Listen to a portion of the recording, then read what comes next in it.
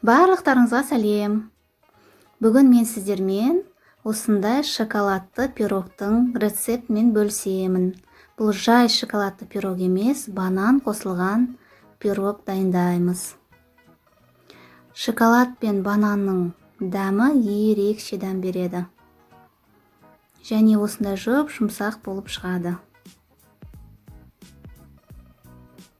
Ең алдымен қамырымызды дайындаймыз. Ол үшін ұнымызға қопсытқышымызды,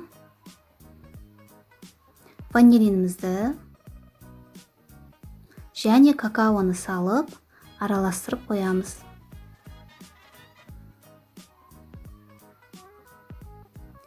Бөлек ыдысымызда жұмыртқамызды жарып, үстіне шекерімізді салып, араластыратын боламыз.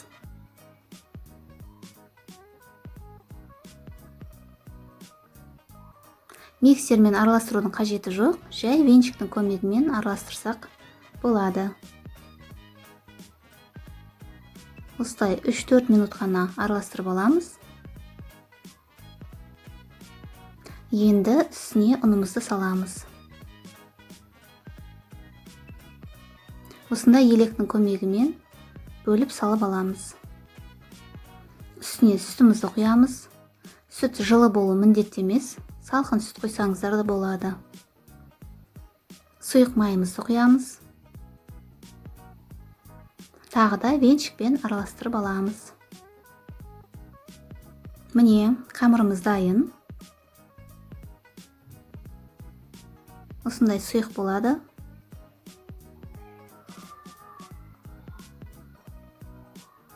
Енді банандарымызды кесіп аламыз. Майда етіп кесудің қажеті жоқ. Осылай кішкене үлкендеу қылып кесіп алыңыздар.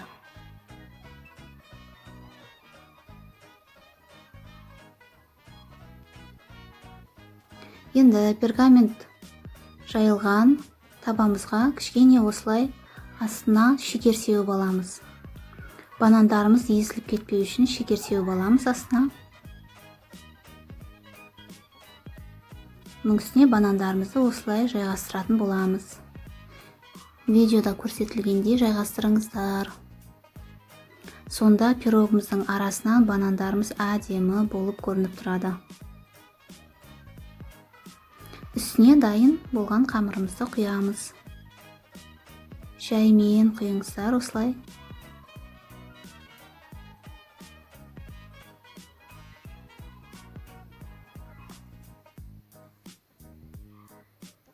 Бұл пирогты дайындап көрмеген болсаңыздар, міндетті түрде дайындап көріңіздер. Дәмі ерекше болады. 180 градуста 30 минут пісіріп аламыз. Міне, біздің шоколадты пирогымыз дайын. Арасы да осындай үл-пілдек болып шығады. Міндетті түрде жасап көріңіздер. Сіздерге видео ұнаған болса, лайк басып, тіркеліп кетуді ұмытпаңыздар.